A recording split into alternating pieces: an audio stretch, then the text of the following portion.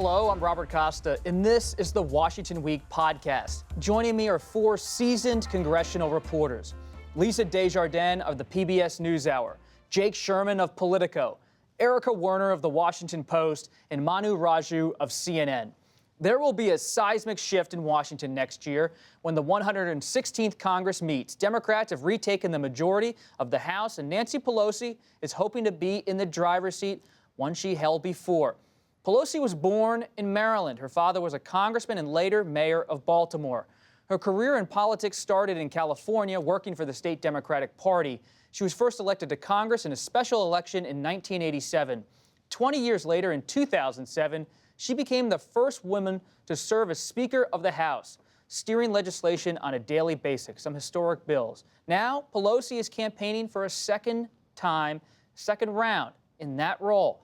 While she has the support of many in her caucus, 16 Democrats have signed a letter opposing her bid, saying, quote, "The time has come for new leadership." 11 of the signers were current lawmakers, 4 of them new freshmen, and 14 of the 16 were men. Pelosi needs 218 votes to be elected Speaker. Erica, you think about this moment for Nancy Pelosi, expected to probably be the next Speaker of the House. What does it tell you about her to survive politically another decade in this position, to come back? Well, she's an incredible and singular figure in American politics and certainly Congress. She has incredible achievements under her belt. No one could deny that. This is someone who passed the Affordable Care Act, passed a cap and trade bill through the House, passed Dodd-Frank, and she raised tons of money for her party along the way. Yes, she oversaw several unsuccessful elections for House Democrats, but this election she helped her party retake the majority. And she's now being challenged by 15 or 16 people who could deny her a return to the speakership. It's pretty incredible.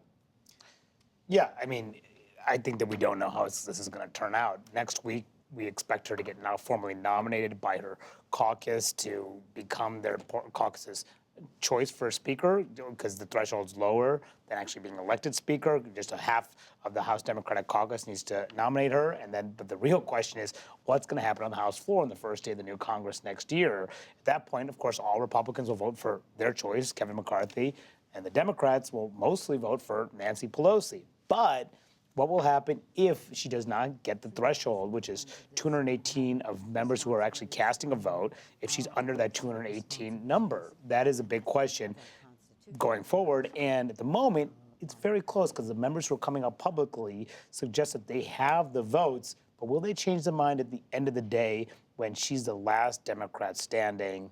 We'll have to see. Jake Sherman, when you think about her political profile, who are her allies, her lieutenants? What's her network in Washington, her network nationally? Because she's more than just the Speaker of the House. She's a force in the Democratic Party. How do you see it as a congressional reporter? It would be tough to find somebody in the Democratic coalition that's not her ally. And by coalition, I mean labor unions, super PACs, advocacy organizations like Emily's List, Planned Parenthood. The Democratic coalition she's helped build and cobble together and keep together over the last 2 decades, or more than 2 decades, really. Her allies in the Capitol include Rosa DeLauro of Connecticut, who longtime Democrat from New Haven, people like Anna Eshoo of California. She has a lot of allies, coastal allies from California and from the East Coast, who have protected her and have been her eyes and ears in a Democratic caucus that was at one time very difficult to manage, because it included conservative Democrats and it included liberals, and it was very tough to keep those two factions together. Now, the coalition has come back, has changed a little bit over time, but Nancy Pelosi the thing to keep in mind is does have the support of probably close to 200 of her colleagues, and it is a small group. And the question is, can she grind down somewhere like 5 or 6 of those dissenters and work them to neutral, either to come to the floor and vote present, which would lower the threshold from 218, allow her to win with a lower number. John Boehner had that dynamic in 2014. Or could she flip a couple people by giving out committee assignments, additional staff, promises? And the one thing we were talking about before the show is, can she put out there that she's going to leave Congress at some date certain. She's been loath to do that so far, but I think that would really make a lot of her dissenters much more comfortable in voting for her.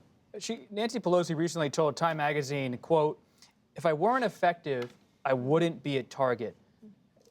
How do you see her as a leader on Capitol Hill? It was remarkable that when we talked to either the new freshman Democrats who campaigned saying that they would vote no on Nancy Pelosi, or the members of this sort of insurgency who were trying to take her out, none of them questioned her skills. They didn't question her fundraising ability. They didn't find any fault with her abilities. The thing they kept coming back to, and I asked person after person who was opposing Pelosi, they said, we think it's time, or they personally don't like her. They may be on the outs with her personally, but more often you just hear she's been in too long, our leadership team has been in too long. That's a fair criticism when you have so many new people coming up. But is that the reason to change hands when the Democrats have one seat at the table and it's the speaker in the Trump presidency? Is that when you do it? So she is very effective, and I think that is the main argument she's making, that no one else can do this job as well as I can. And note that on that letter that 16 people signed that we saw this week saying they would not vote for her, we had been told it was sort of more like 20-something and growing. People kept sort of intimating it was getting up to 30 names. No, it was 16 names. So people are keeping their powder dry, in particular the freshman women who said they would vote no on Pelosi are thinking very carefully about only voting no in this month and not in January.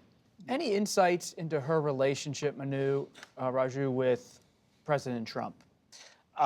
It's mostly non-existent. I mean, they have, of course, had interactions Over the last- years, right? They'd been friendly. He was a Democrat at one point. Yeah, yes, but I don't think it was ever to the point of any sort of serious relationship.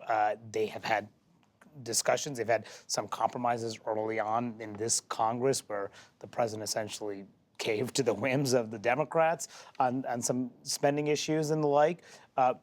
Now this is a whole different ballgame. The president has not needed her. The White House has not courted House Democrats, really has focused on Republicans and the Senate. Now they're going to need her, and that's going to be a relationship in progress. So maybe that's why the president did tweet that he could help her find votes, even though she has rejected that notion. But they are going to have to work together because the government is going to have to be funded, the debt limit is going to have to be raised. There are going to be very serious fiscal matters that require Congress to act on the president's signature. One part of the Pelosi story, Erica Warner, that doesn't get probably enough attention are her deputies. You think about the leadership team. It's Nancy Pelosi, Steny Hoyer, Jim Clyburn. Steny Hoyer from Maryland, Jim Clyburn from South Carolina, all three above the age of 75. Why hasn't Hoyer, for example, been challenged during this leadership fight? Why has it all been about Pelosi, not about Hoyer? And Clyburn was briefly challenged, but then his challenger dropped out. Yeah, it's pretty amazing. You have these three individuals who are all well over 70, who have led House Democrats for decades through good times and bad for the party, and you can see why that would lead to calls for change, although as Lisa kind of noted, what the dissenters are calling for is just change. They don't have policies that they want. They just want change. Right. It's time. Or an alternate set of skills that Right. they're pushing with someone. But it's been quite interesting that Hoyer, a longtime rival of Pelosi's, and that's gone on for years, and he's always wanted to be speaker, and there's always been a sense that she never would leave if it would make way for him.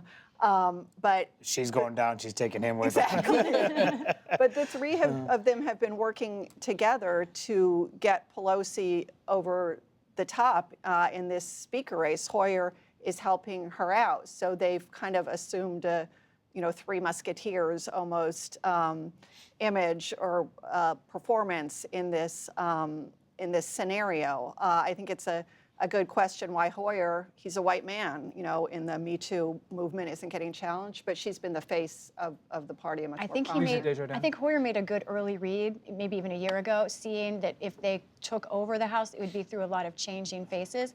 And he worked over the summer particularly hard, going district to district. I think something like 170 different districts he went to and personally campaigned for, raised money, places where Nancy Pelosi was frankly not wanted, he would show up. And so that allegiance and that work, I think, is paying off for him right now. Jake, final thing, you're coming out with a book, The Hill to Die On, with a co-author. And you think about what drives Mitch McConnell in the Senate, the judges, the courts. You think about President Trump, this outsider wants to disrupt every American political norm.